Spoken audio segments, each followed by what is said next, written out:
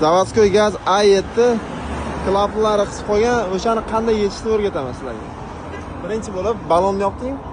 Balon yopiladi. Hammasi. Shtakerini chiqarasizlar. Klapni yechasizlar. Qanday yechish ko'rsat. Magnitoma pastdagi ekan yechib oladi. Ichidagi ekan olib ketadi. Ha.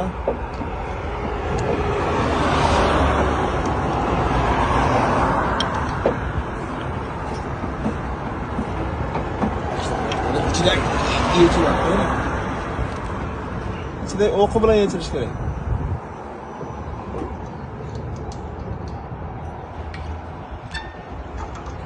Hoppa mana.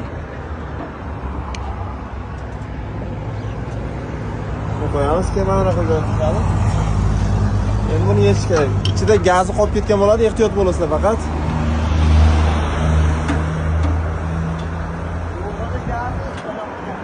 Qisib qolgandagilarning gazi bo'ladi. Faqat ehtiyot bo'lasizlar, rezvasi o'lib qolsa va kulik joyi. Keyin yechish qiyin.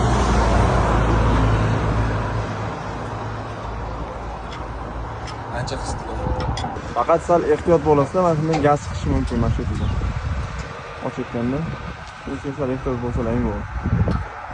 Bu kranni yopib qo'yish обязательно esdan chiqmasin.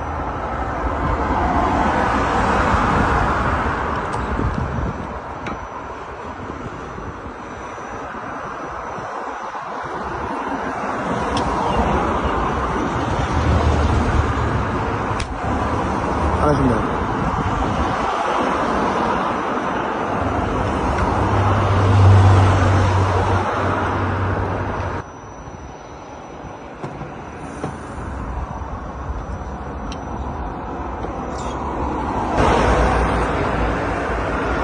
Yechiladi.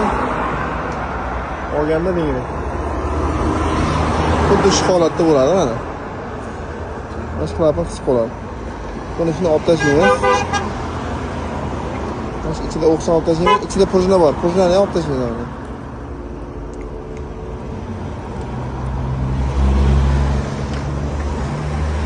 Ol.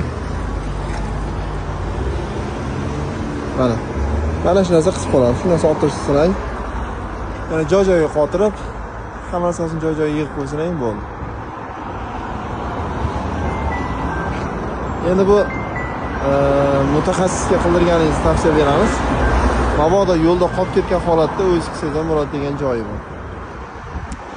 Nafaqat A7 zavodskoy gazli mashinalarning hammasiga mana shunday bo'ladi.